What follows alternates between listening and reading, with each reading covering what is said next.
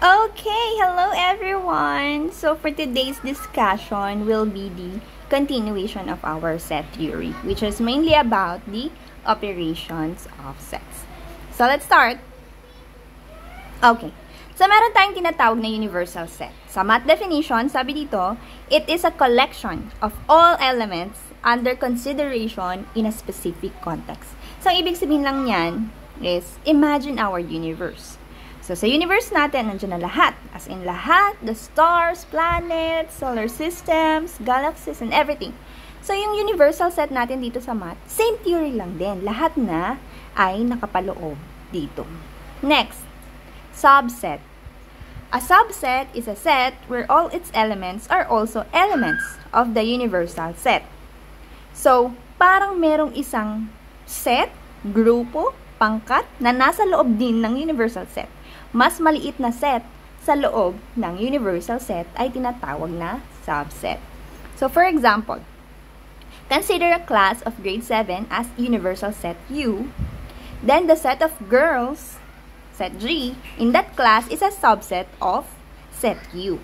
In symbols, we write it as G is a subset of U.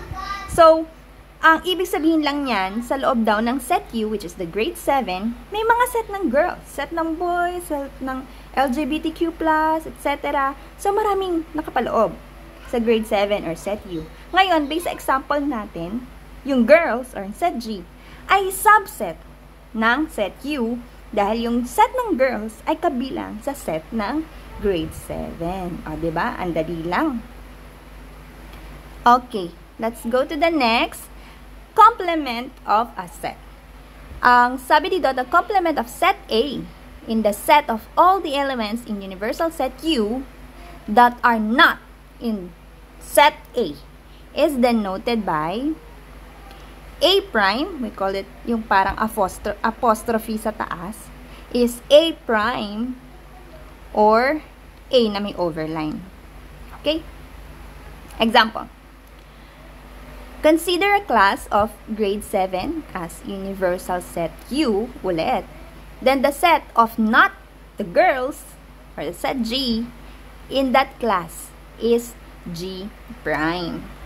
So, ang tinatandaan ko lang talaga dyan, nilalagay ko sa isip ko, is yung apostrophe na yan, yung prime, means not. So, pag may apostrophe, ibig sabihin not. Sa akin lang yan. But you can use it too para lang mas matandaan natin. Okay? G prime is also a subset of U since every student in G prime is in the same class. So, parang yung natitira na not girls ay yun yung G prime. Which is also a subset ng set U natin. Okay. So, ito yung base sa example natin para mas maintindihan nyo. Yung set U, yun yung, of course, yung class grade 7 natin ulit. And then yung set G is all the girls in the set U. Ngayon, what is set G prime? Or ano yung set na hindi girls? O, diba? That means lahat ng naiiwan sa set U na hindi girls ay yung boys at yung LGBTQ. Diba? Madali lang. Okay. Ito naman, intersection. Madali lang din to. And the union. So, ang una, intersection, if A and B are sets, the intersection of A with B is the set consisting of elements that belongs to both A and B. Okay. So, how we write it is this. Intersection of A and B is ganito lang. A, tapos yung parang U na pabaliktad, and then the B. And then yung union daw, mamaya I will give you more of the example. Let's go to union. The union of A and B naman is the set consisting of elements that belong to either A or B or both. So intersection, kung saan sila nag-intersect. Kung ano yung kanilang pagkakaparehas. Yung union, pinagsama pinagsamang laman ng set A at set B. Diba? Ang dali lang. How we write it is like this. Union of A and B. A, parang U na symbol. And then, B. Okay.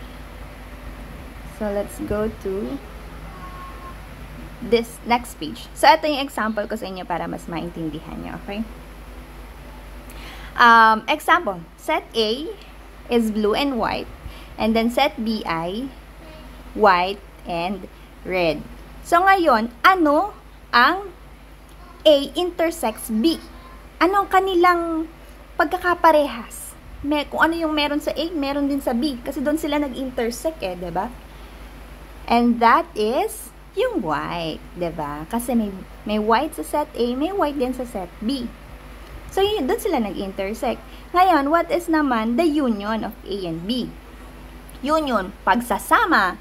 So, pagsasamahin natin sila. Correct. So, this is the blue, white, and red. Pansinin nyo, hindi natin nilagay na blue, white, white, red. Kasi ang set, according sa sinabi ko kanina, kailangan distinct, nag-iisa. Diba? So, yung blue, yung white, hindi natin kailangang ulitin ng dalawang beses. So, set A and set B has blue. The union of set A and set B will be blue, white, and red. Okay? Okay, more on the operations of sets. So, given the set Q, which is our universal set, we have 1, 2, 3, 4, 5, 6. Ngayon naman, sa set A is 1, 2, 3, 4. And then, yung set B is 3, 4, 5, 6. Okay, anong makikita natin dahil sa mga given natin? Okay, number 1. A intersects B is what? Ano ang meron sa A na meron din sa B? And that is 3, 4. Diba? Ano naman ang A? Union B. So, i-combine lang natin yan. A union B is 1, 2, 3, 4, 5, 6. So, hindi natin inulit na yung 3 at 4. Because we need to have a distinct set. So, that should be 1, 2, 3, 4, 5, 6. That's the union. And then, ano naman ang complement ng set A?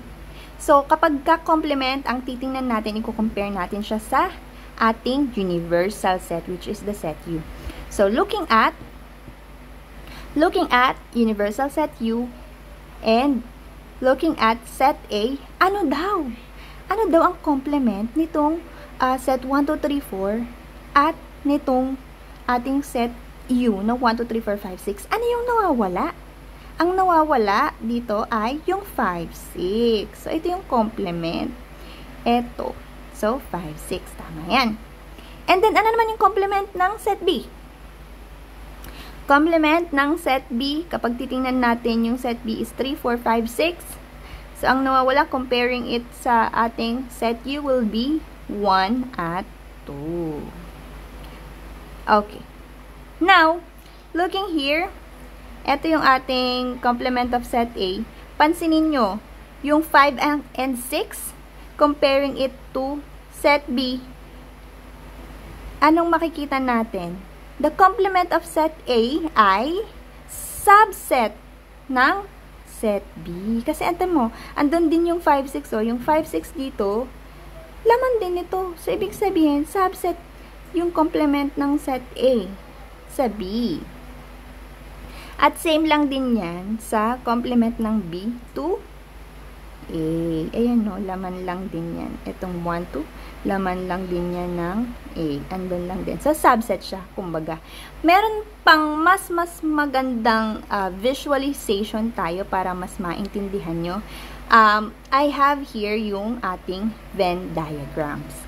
So, yung Venn diagrams, it is very useful in showing the relationship between the sets. So, here, kita nyo, yung rectangle, ito yung ating universal set. So, lahat daw ng nakapaloob sa ating rectangle will be the universal set. Lahat yan, ibig sabihin niyang, yung 8, yung 1, yung 3, yung 5, yung 7, yung 2, at yung 2, 4, at 6, Lahat yan, universal set. Kahit nasaan mang bilog yan, basta nandito yan sa rectangle natin. Yan yung ating universal set. Ngayon, yung circle, sa loob ng ating universal set, ay tatawagin nating mga subsets. Kasi yung A, yung set A, which is 1, 3, 5, 7, is a subset of U dahil nasa loob siya Nasa loob siya ng ating rectangle. Also the set B. At kung mapapansin nyo, meron pa tayong set C. Yung set C natin nasa loob ng A. Ibig sabihin, yung set C ay subset din ng A. At ngayon, dahil nasa loob din siya ng U, subset din siya ng ating set U. 'Di ba? Ito rin, mas madali nating makikita yung union and intersection ng sets. So, makikita nyo yung intersection, kung saan nag-intersect yung A at yung B. Kung saan sila nagkaparehas. Ito, ibig sabihin, yung intersection ng A at B ay 7. Diba? Ang daling kitang-kita mo na agad.